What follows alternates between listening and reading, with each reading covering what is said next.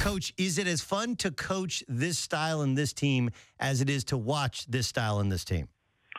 Yeah, Doug, thanks for having me on. It is a fun time. It's just a fun group because not only are they talented players, they're just great young men, and it's been a fun bunch all the way back to the summer when we were putting them together, and then got the Australian trip and got to do some bonding on that trip. And so, we haven't had adversity yet, and, adversity can always do some things to you, so we've got to handle some of that when it does hit. We've had some in-game stuff we've had to deal with, and the guys have dealt with it really, really, really well because we've played 7 games and probably 6 different styles. So that's been fun to see how they've reacted to that. But they're just a great group to come to work every day to try to get better because they want to get better, and that's always fun.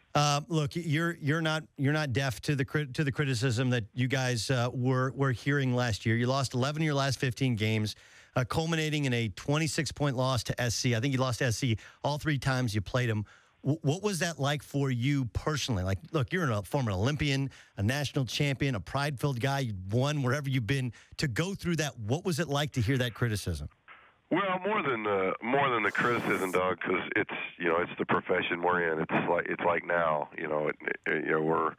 we're the greatest thing ever. We're 7 games in. We got a lot of work to do, and we know we've got a lot of areas that we've got to improve on to be the team that we want to be. So when things are going good, you hear all the stuff, and when things are going bad, so I've learned over the years through playing and coaching now that that's not what you're doing it for. I think more than the noise, Doug, I think the thing that was disappointing was just, how we performed. And I just thought I did a poor job of just getting to this team last year. And, granted, we didn't have all the pieces that we needed, but we had a good non-conference, and then we got extremely fatigued, and for whatever reason I didn't get guys enough rest or develop enough maybe of the bench, though we didn't have much of a bench. We just couldn't get around that corner playing in a league that was way, way up last year. So more than the noise, it was just a disappointment internally that I wasn't able to get this team to compete at the level that I know they wanted to and we wanted to. A lot of people I know told you when you were at New Mexico and your son Bryce was going to come play for you, they're like, I don't know if that's a great idea. And, of course, you go to UCLA, he follows, he gets to play right away. And there were you guys went to 2 straight Sweet 16s.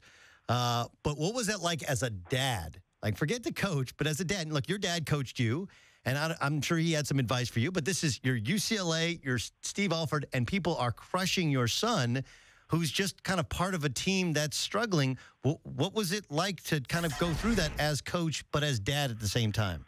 Well, I think that was handled pretty good as well, Doug, just because I was watching my son, and he was unfazed. And that's probably what I'm most proud of in him is that I know he's going to graduate here in the spring, and he's going to be a better man.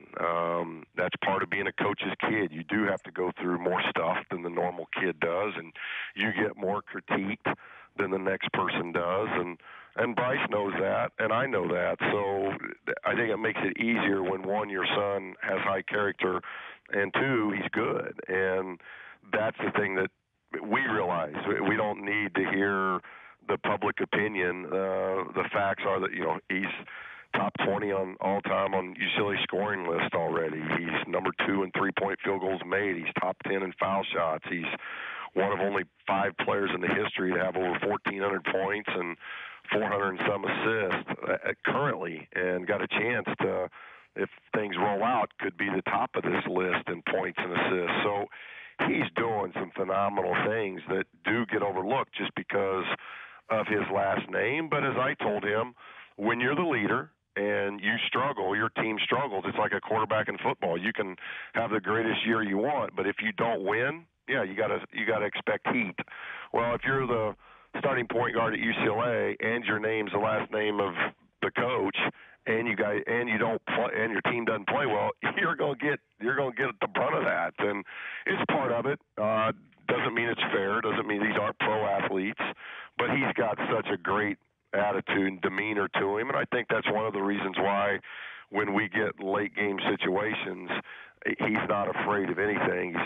He is about the moment and being willing to take and make big plays. Like he did. He hit the big three against Texas A&M. That was Sunday night to win the Wood and Legacy. Steve Alford, head coach of the undefeated, number 11 ranked UCLA Bruins, joining us in the Doug Gottlieb Show here on CBS Sports Radio. They got UC Riverside, and they travel cross-country, take on Kentucky in Lexington.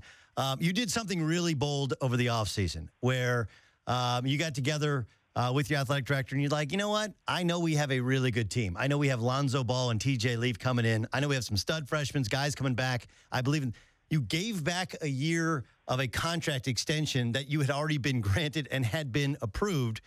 What was it about Lonzo Ball and about what you had coming back that you felt like you knew you could kind of bet on yourself over?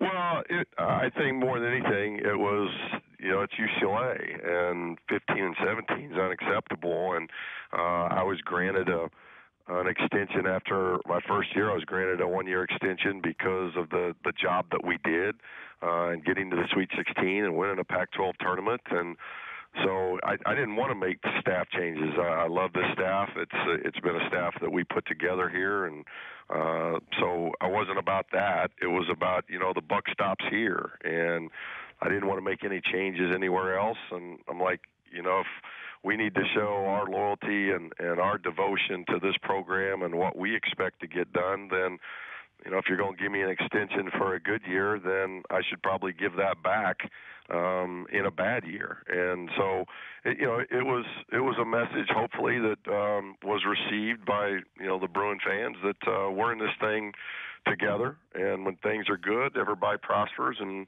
when things are bad, I know that buck stops here, and I got to take responsibility for that.